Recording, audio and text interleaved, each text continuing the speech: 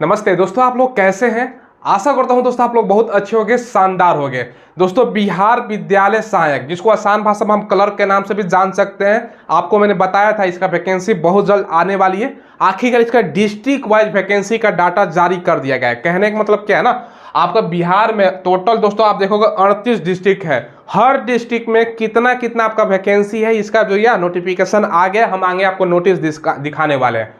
बहुत बड़ा खुशखबरी है दोस्तों।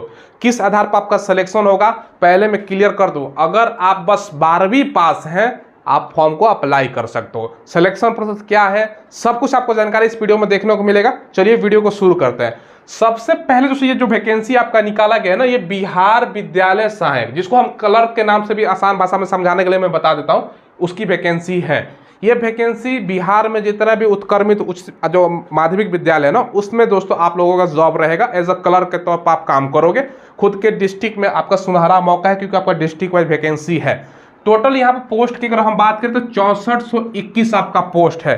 तो इसको शानदार वैकेंसी हम बोल सकते हो। 6421 पोस्ट कोई कम नहीं होता दोस्तों। बाकी 18 से 37 साल वाले बच्चे इस फॉर्म को अप्लाई करेंगे। जनरल वाले, जनरल और ईडब्ल्यूएस का 18 से 37 साल एज है। यहाँ पर मैं आपको लिख देता हूँ। जनरल को दोस्तों क्या बोलते हैं, यूआर, और दोस्तों आपका ईडब्ल्यूएस, ठीक है, ईडब्ल्यूएस दोनों के लिए इतना। बिहार में चलता है बीसी, ईबीसी और जनरल फीमेल 18 से 40 और बाकी 18 से 42 एससी एसटी। फॉर्म भरते समय कितना फी लगेगा दोस्तों, अभी इसका क्लियर जानकारी नहीं है, लेकिन हमने बिहार एसएससी का जो फी लग रहा था उसके आधार पर लिख रखा है। हो सकता है इसका ज्यादा हो या कम भी हो सकता है, ये अभी श्योर नहीं है, तो इसको दोस्तों इग्नोर ही कीजिएगा, ठीक है। बाकी क्वालिफिकेशन जैसे मैंने आपको बताया ना, ये क्वालिफिकेशन 12वीं पास पर आपका वैकेंसी रखा गया। आप 12वीं पास हो, फॉर्म को अप्लाई कर सकते हो, ठीक है। अब इसमें दोस्तों एक चीज ध्यान रखिएगा, एक चीज और भी इसमें प्रावधान है। आपके पास भैया कंप्यूटर का, ठीक है, 6 मंथ का कोई एक डिग्री होना चाहिए आपके पास। चाहे दोस्तों आपने 6 महीने का कोर्स की बात करें तो भैया डीसीए होता है, डीसीए कर रखा हो, 6 मंथ का ये कोर्स होता है डीसीए, ठीक है। चाहे दोस्तों अगर हम बात करें तो आपने एडीसीए कर रखा हो, ठीक है। इसके अलावा बहुत सारा कोर्स होता है, डीएफए भी होता है, बहुत सारा जो कंप्यूटर का अलग अलग कोर्स है। कोई भी आपने कोर्स कर रखा हो ना, 6 महीने का मिनिमम, आपके 6 माह का ड्यूरेशन का कोई भी कंप्यूटर का दोस्तों, कोई भी कंप्यूटर का आपके पास कोर्स है, अप्लाई कर सकते हो। आपके पास दोस्तों कोई भी कंप्यूटर का डिग्री है तो आप लोग भर सकते हो। ये ध्यान रखिएगा 6 महीने के ड्यूरेशन का होना चाहिए, या उससे ज्यादा को तब भी आपका काम हो जाएगा। तो ये आपको मैंने बता दिया। अब देखिए दोस्तों, आपको मैं तैयारी करने के लिए बेस्ट बुक बताता हूं, चाहे आप कोई भी एग्जाम को तैयारी कर रहे हो। ये दोस्तों सामान्य ज्ञान का दोस्तों पूजा पब्लिकेशन का बुक है। ये जो आप बुक देख रहे हो ना, इस बुक की खासियत क्या है, ऑल इन वन आपका बुक है। ये रेलवे के एग्जाम में काम आएगा। बिहार एसएससी, बिहार पुलिस, बिहार दरोगा, बिहार सीजल, बिहार का दोस्तों सभी एग्जाम, बीपीएससी के अभी नोटिफिकेशन है, सब में काम आने वाला। यूपी गवर्नमेंट का सभी एग्जाम में काम आएगा, पुलिस का एग्जाम में काम आएगा, दरोगा का, एसएससी का, यानी ऑल इन वन आपका बुक है। रेलवे के तमाम एग्जाम में यहाँ पर देख सकते हो। और इस बुक की खासियत क्या है, ये बेस्ट सेलर है और अगस्त 2024 तक का लेटेस्ट अपडेटेड बुक है। यानी अगस्त 2024 तक का सारा क्वेश्चन इसमें देखने को मिलेगा। यहाँ पर अलग अलग परीक्षाओं में पूछे गए 15 वर्षों का प्रश्नों पर आधारित ये बुक है पूजा पब्लिकेशन का, और काफी शानदार बुक है। ये आप लोग देखोगे भी ना, तो आप लोग को मैं दिखा भी देता हूँ। देखो पेज इसका, देखो क्वालिटी देखो भैया कितना शानदार, तो काफी अच्छे से तैयारी हो जाएगा। कोई भी आप कॉम्पिटिटिव एग्जाम की तैयारी करते होते हो। साथ में आपका पूजा पब्लिकेशन का रीजनिंग का भी बुक आता है। आप लोग चाहते हो तो रीजनिंग का भी तैयारी कर सकते हो। मैथ का भी पूजा पब्लिकेशन का बुक आता है। अलग अलग सब्जेक्ट का बुक आता है। सबका बुक काफी अच्छा बुक है। सबका लिंक मैंने वीडियो डिस्क्रिप्शन में आपको प्रोवाइड करवाया, वहां से ऑनलाइन ले सकते हो, या नजदीकी बुक शॉप पे मिल जाता है, वहां से भी ले सकते हो। ये दोस्तों आप देखो आगे इसमें बात करते हैं। तो ये मैंने कंप्यूटर के बारे में आपको बताया है। अब जो नोटिस जारी किया गया ना, किस डिस्ट्रिक्ट में कितना कितना सीट है वो आपको दिखाता हूँ। दोस्तों इसको ध्यान समझिएगा, आपका डिस्ट्रिक्ट वाइज सीट बता रहा हूं। सबसे पहले दोस्तों अगर बात करें राज्य में अवस्थित 9 स्थापित एवं दोस्तों उत्क्रमित और उच्च माध्यमिक विद्यालयों में आपका संख्यात्मक सूची। सबसे पहले पटना की बात करें तो भैया 210 आपका सीट है पटना में। नालंदा में 149 है, भोजपुर में 147 है, बक्सर में 88 है, रोहतास में 166 है, कैमूर में 121 है, गया में आपका 258 है, जहानाबाद में आपका 59 है, अरवल में 33।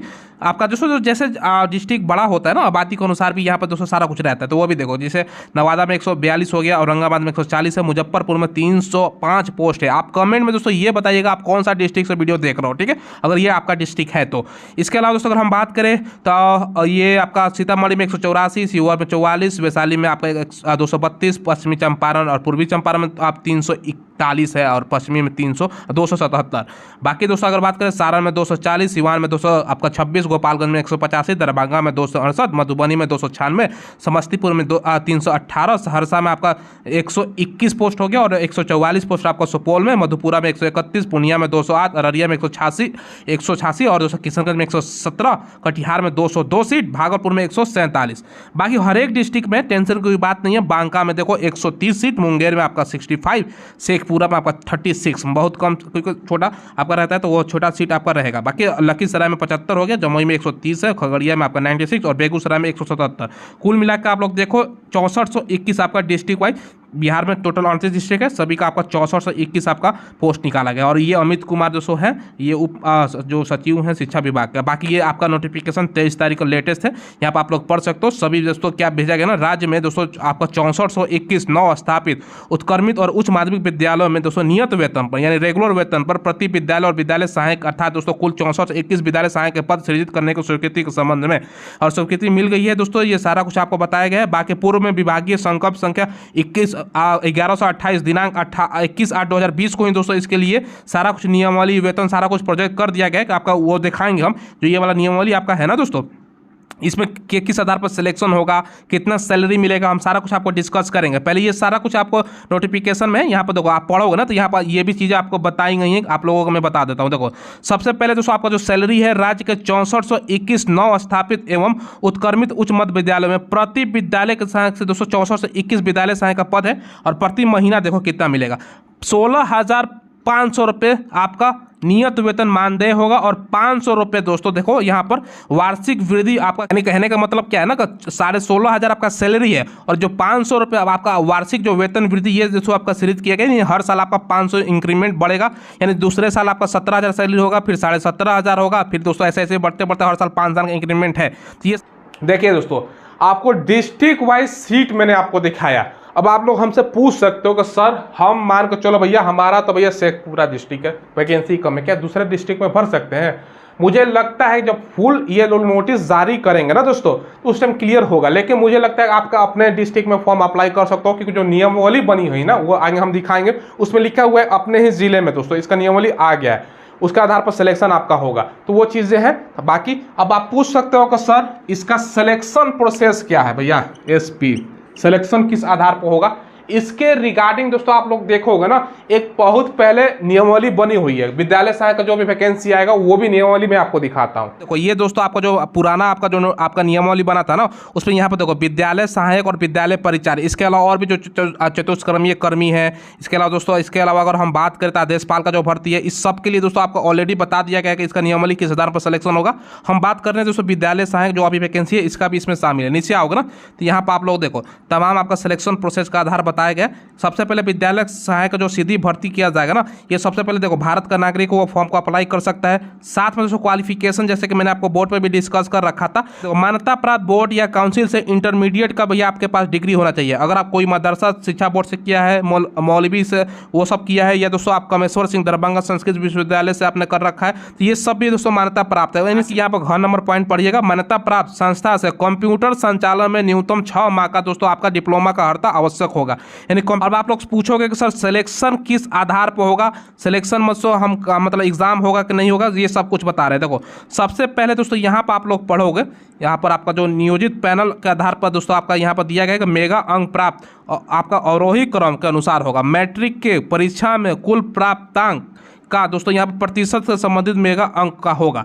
कहने का मतलब क्या है, आपका जो 10th में दोस्तों परसेंटेज कितना है उसके आधार पर आपका सिलेक्शन लिया जाएगा। देखो यहाँ पर लिखा गया ना, ये 4 नंबर आपका पॉइंट पड़िएगा। जो नियोजन पैनल का आधार पर आपका किया जाएगा, पैनल का निर्माण मेगा अंक के आरोही क्रम में दोस्तों आपका होगा। मैट्रिक में परीक्षा में कुल प्राप्तांक आपका सापेक्ष प्राप्त आपका कुल प्राप्तांक का प्रतिशत संबंधित अभ्यर्थी का मेगा अंक होगा, यानी दोस्तों परसेंटेज का आधार पर। जिनका अगर मान के चलो जिनका 2 बच्चे का मैच कर गया, जिनका जन्म तिथि पहले होगा उसको रख लिया जाएगा। तो ये सब चीज़ें आपको बताई गई है।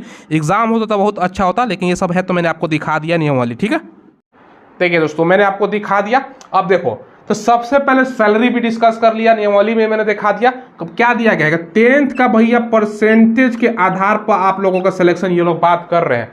ये अगर होता है, और जाहिर सी बात है होगा ही, जो नियम है वही होगा, तो बहुत ही दोस्तों निराशा भरी चीज़ है।